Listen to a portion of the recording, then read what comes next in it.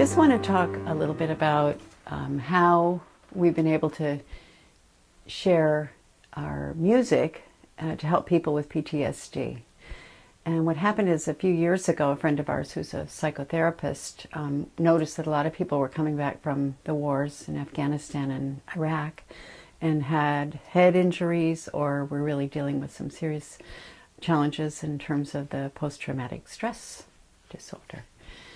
So she suggested that we might want to just reach out to Walter Reed, the medical center where most of the people come after being wounded, which we did. And after a number of calls to different departments, I was able to reach the chaplains department and found that the head chaplain clinician at Walter Reed Medical Center in Washington, D.C. had already used Dean Evenson's music, and so that was a really good door opener for us. He'd had lymphoma and he was able to heal himself in part using the music. So this was a good beginning for us to connect. And as it turned out, the chaplain ended up purchasing a number of our albums: Sound Healing, Ocean Dreams, Healing Sanctuary, Healing Waters, and I think Healing Dreams, or some of the early ones that he got.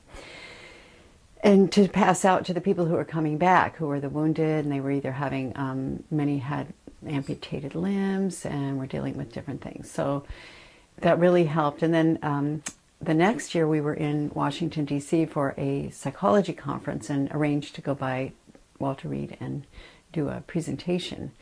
And it was really an honor to be invited there and also to present basically what I'm going to share with you now, but it's about kind of how to use sound and music and breathing and that sort of thing to help deal with the stresses that come after any traumatic experience, and in particular in combat, when often that you end up with some serious after effects. So we went there, we presented, we were on the stage in their auditorium, and it was actually televised throughout the whole hospital. Now this place has 5,000 employees, so you can imagine how many other people were there. And during the process, we played a videotape called Eagle River, which Dean was in the process of making, and that was the river right near where we live.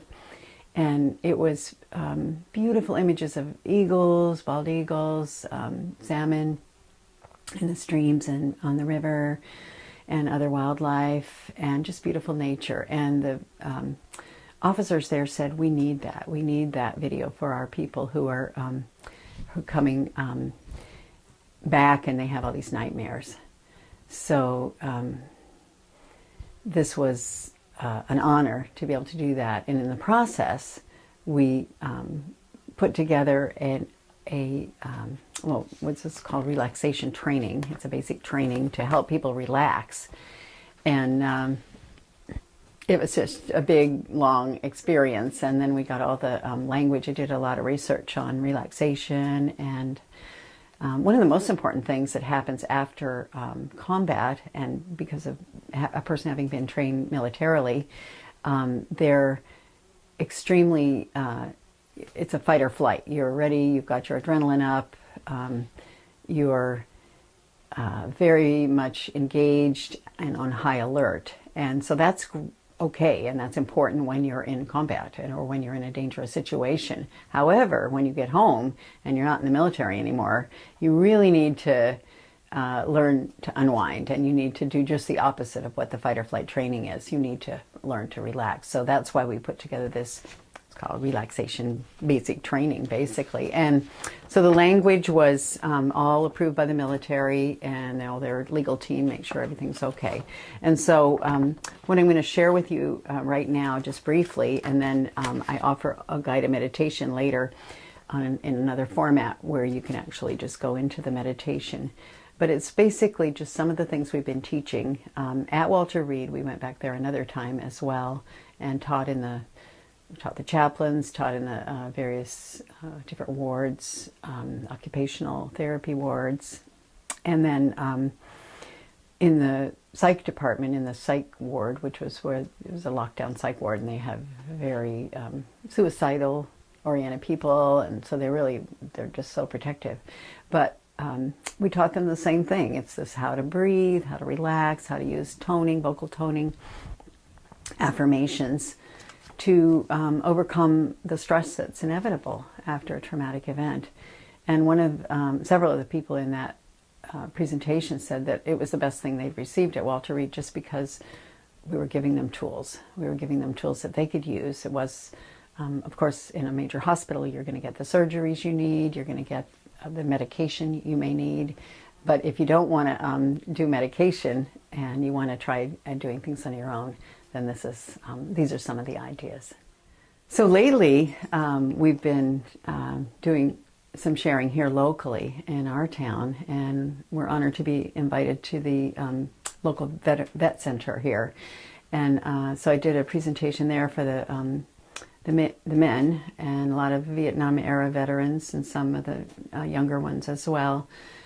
And then the counselor there said the people really appreciated kind of being able to go out of their comfort zone a little bit, but they really learned some tools. And then I was also invited back for the women to do a women's presentation. So these are some of the things that I have been able to share with people through the process. So in this training, and this is available online as you can download it. But the first thing that we suggest is to acknowledge that it's okay to relax.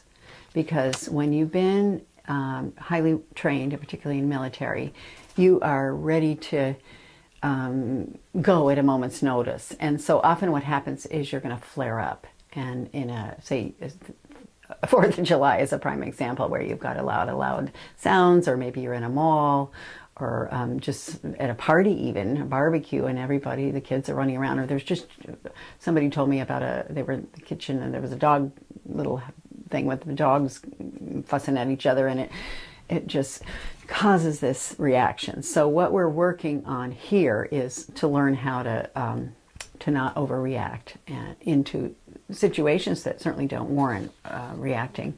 And this can be anything from, your wife getting upset about something, or just having a bad dream. I mean, these things happen too. So what we're trying to do is overcome the negative images that are in the mind, and also to have tools that we can use while we're awake. So one of the very first things, as I say, is just to accept that this is good. We're going to learn how to relax. So, of course, I'm sure you've heard that breathing is very helpful. A lot of us breathe about 1/3 of our lung capacity. And this is normal. I mean, we're just like, and then if you notice when you're afraid or anxious about anything or worried, most likely you're not hardly breathing at all. So this is something that we want to overcome. We want to practice breathing. We want to be able to really take nice, deep, full inhalations and nice, deep, full exhalations. So I'm going to just show you an example. So here's an example of breathing in through the nose and out through the mouth.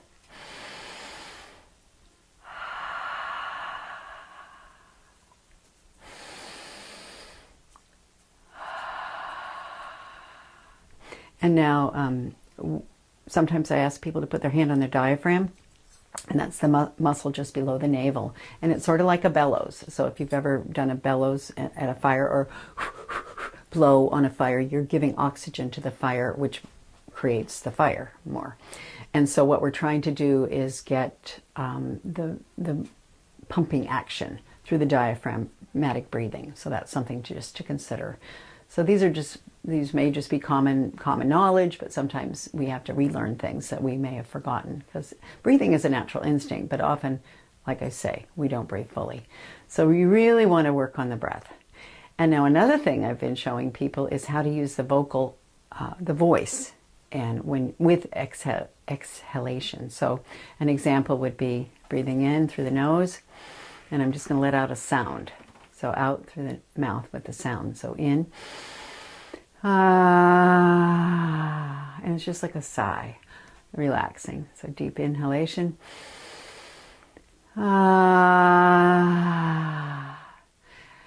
So that's one example, and I recommend doing that often. Another way of playing around with the breath and the diaphragm contraction is fast exhalation. So it'll be something like this: breathing in, and then ha, ha, ha, ha, ha, ha, ha, ha, ha, ha. And, or you could do ho. So breathe in, ho, ho, ho, ho, ho, ho, ho, ho, ho.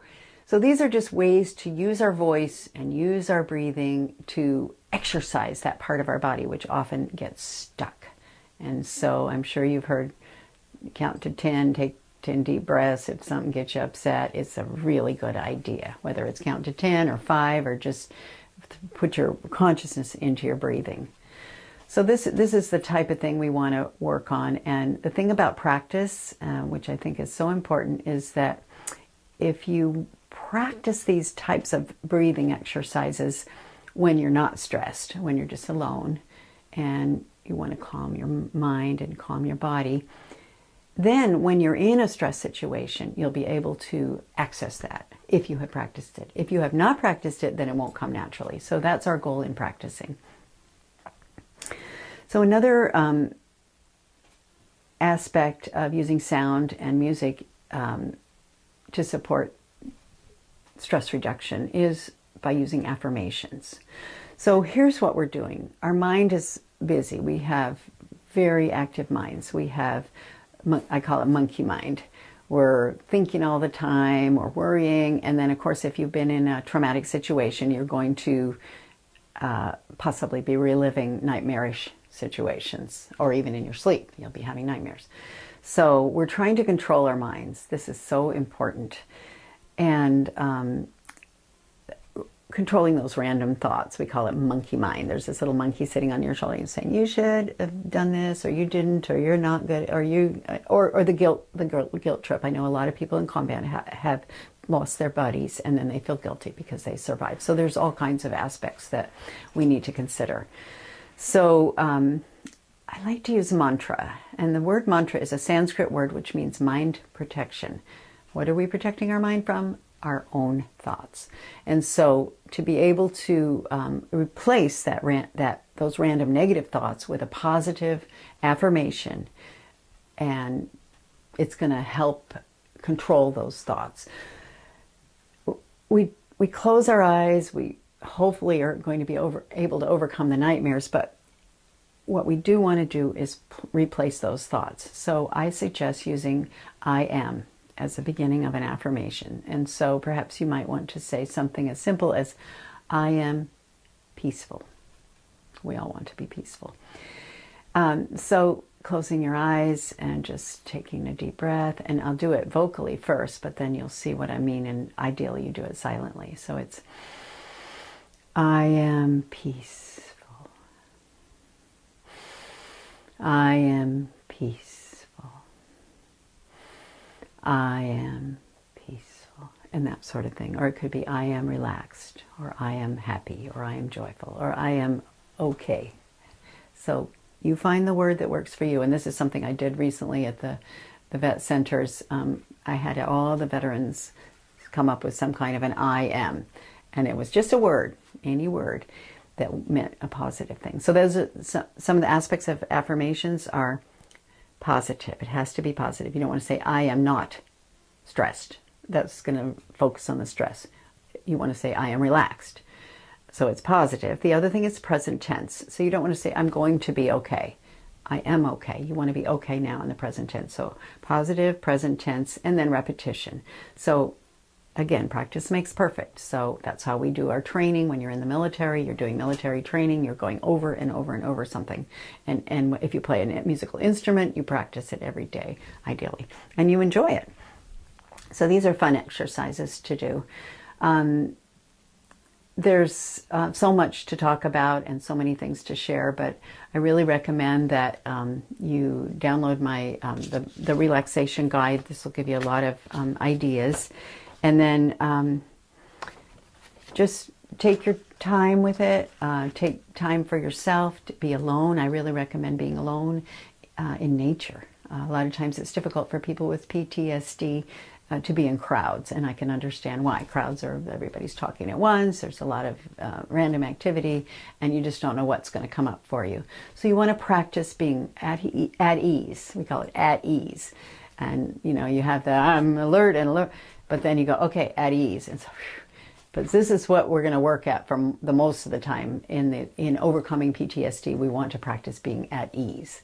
So being in nature is one.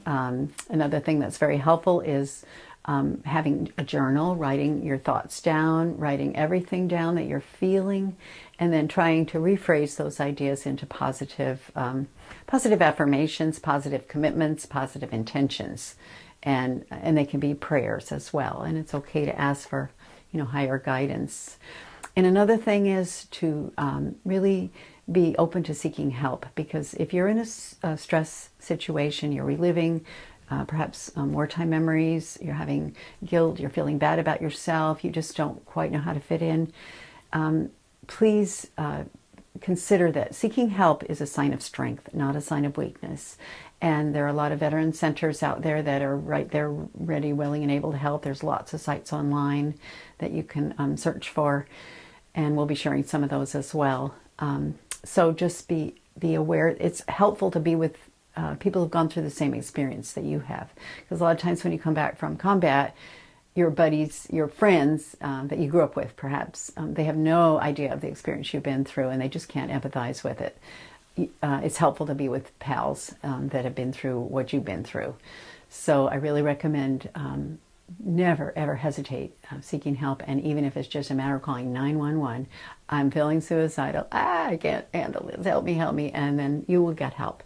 So, but know that help is there, and that there are so many people who want to honor your service, and they want to help you in whatever way they can. And also asking for help is helpful because if you don't express yourself and you don't say, well, what it is you need, then people don't really know. And you can say to your spouse or something, say, you know, it's really not helpful when you do this, or it would really be helpful if you would help me out this way. And so go ahead and suggest things, and remind your children, or, you know, remind your coworkers that you have a little bit of a hard time in certain situations, and if they did it this way, it would be helpful.